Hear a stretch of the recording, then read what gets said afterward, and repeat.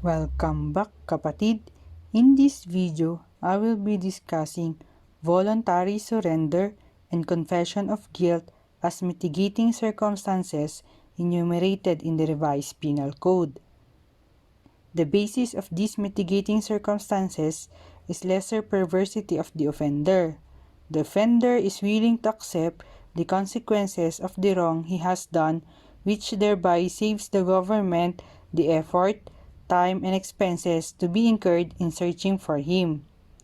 I will discuss first voluntary surrender. The requisites for voluntary surrender are as follows. 1. The accused has not been actually arrested. 2. The accused surrenders himself to a person in authority or to the latter's agent. And 3.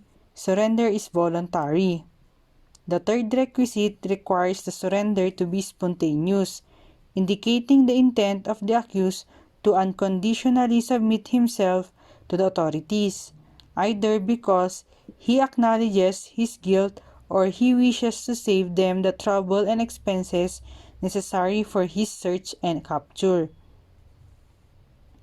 The fact that the accused surrendered to the NBI instead to the nearest police station is of no moment, since it is sufficient that the accused surrenders to a person in authority or his agent. It cannot be appreciated where the accused went to the police station purportedly to clear his name and not to submit himself to the authorities and assume responsibility for the death of the victim. Who is a person in authority? Person in authority is one directly vested with jurisdiction, that is, a public officer who has the power to govern and execute the laws, whether as an individual or as a member of some court or governmental corporation, board, or commission.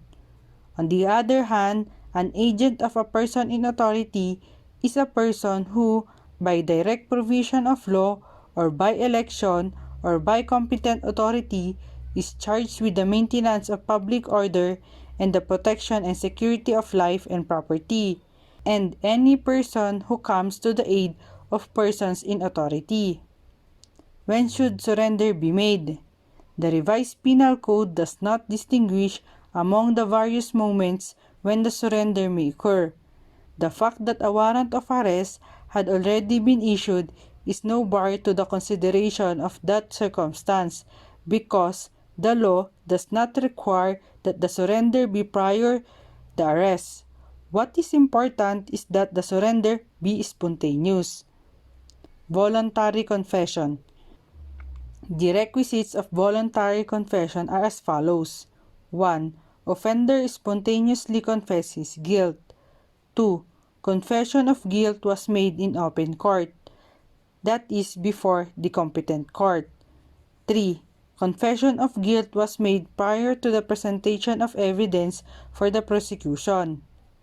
A plea of guilty made after the prosecution had begun presenting its evidence cannot be considered voluntary, since it was made only after the accused realized that the evidence already presented by the prosecution is enough to cause his conviction.